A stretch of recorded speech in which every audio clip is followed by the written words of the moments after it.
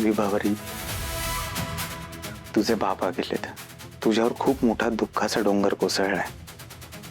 या दुःखातून बाहेर पडण्यासाठी भगवंतानं मला सांगितलंय आणि त्यावर एकमेव मार्ग आहे, मिलन. विचारांचं मिलन, मनाचं मिलन, तनाचं मिलन. विभावरी, मिलन करत असताना आपण आणि जग यामध्ये खूप अंतर असतं. इथे आपण भूतकाळाचा विचार नाही करत, भविष्यकाळाचा नाही विचार करत, फक्त आणि फक्त वर्तमान जगत असतो. हा वर्तमान जगत असताना तू कुठल्याही दुःखात अडकू नये, दुःखातून बाहेर पडावं म्हणून साक्षात भगवंताने मला सांगितलंय. त्यानं आदेश दिलाय.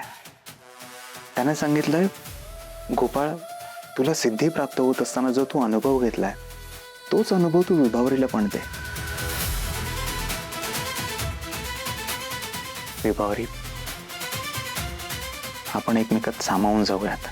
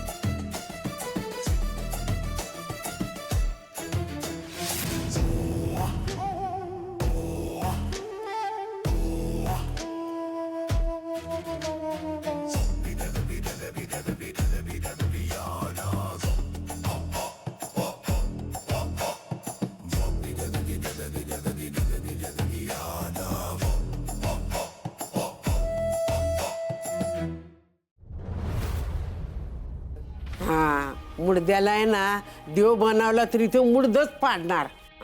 गावातल्या माणसांना तर अजिबात अक्कल नाही. आणि चांगला मेला होता तर आला जिवंत होऊन परत. त्याला वर घेतलंच नसेल ना, तिथं जागा दिली नसेल म्हणून आला आम्हाला त्रास द्यायला, आमच्या उरावर बसायला. आत्या, चांगलं बोलता येत असेल ना, निदान वाईट तरी बोलू नका. तर माझा गोपाळ अजून घरला आला नाही आणि तो जामकर बी त्याच्यावर डूक धरून आहे.